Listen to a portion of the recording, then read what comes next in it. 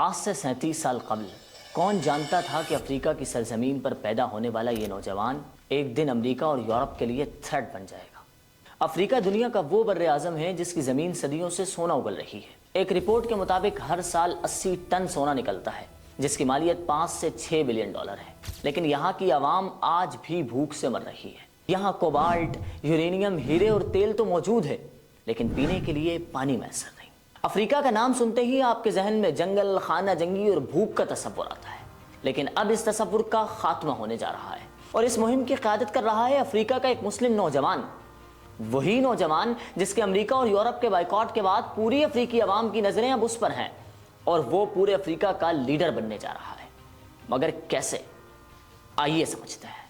یہ جنوری 2025 کی بات ہے۔ گانا کے دارالحکومت آکرا کا عظیم الشان ہال افریقی قیادت سے کھچا کھچ بھرا ہوا تھا۔ رنگ برنگے قومی لباس، افریقی پرچم اور میڈیا کی چکا چوند سب ایک منظر کا حصہ تھے۔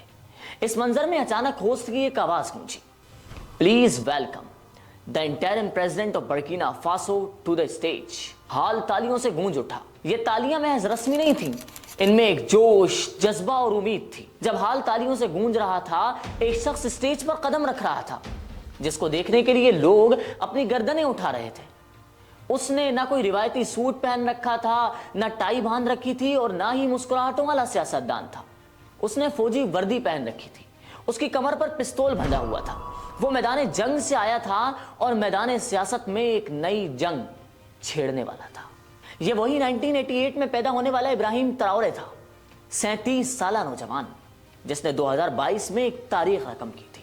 ابراہیم ایک ایسا بہادر لیڈر ہے جو اقتدار میں آنے کے لیے کرسیوں کے در پر نہیں بلکہ ٹینک پر سوار ہو کر آیا۔ برکینا فاسو کے انٹرم پریزیڈنٹ پال ہنری کو معزول کر کے اقتدار کی باغ اپنے ہاتھ میں لی اور صرف اقتدار میں نہیں آیا بلکہ اپنی قوم کو آزادی کا نظریہ دیا۔ ابراہیم جانتا تھا اس کا اصل دشمن کون ہے۔ اس نے سب سے پہلے فرینچ فورسز کو اپنے ملک سے باہر نکالا، گولڈ کے ایکسپورٹ کے لائسنس منسوخ کیے، روس کا دورہ کیا۔ جب ابراہیم یہ اقدام اٹھا رہا تھا، یورپ اور امریکہ کی نظریں اس پر جمی ہوئی تھی، لیکن پھر ایسا کیا ہوا کہ یورپ اور امریکہ کی آنکھیں کھلی کی کھلی رہ گئیں۔ ابراہیم نے ایک اور قدم اٹھایا، ایک ایسا قدم جس نے افریقہ کی تاریخ میں ایک نیا باب کھول دیا۔ ابراہیم نے اپنے ہمسایہ ممالک مالی اور نائجر کے ساتھ مل کر ساحلی ریاستوں کا اتحاد قائم کیا۔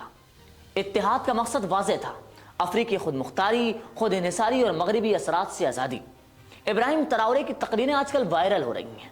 وہ کہتا ہے ہم یہ جنگ جیتیں گے، ہم اپنے دشمن کو جانتے ہیں اور ہم مزید ان کے غلام نہیں رہیں گے۔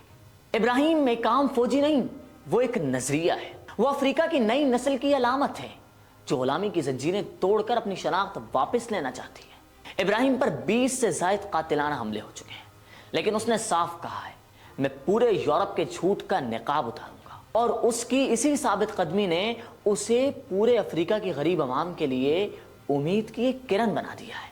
ابراہیم دنیا کا دوسرا سب سے کم عمر سربراہ ریاست ہے، مگر اس کا اثر اس کی عمر سے کہیں بڑا ہے، جو مغربی طاقتوں کی آنکھوں میں چبھ رہا ہے۔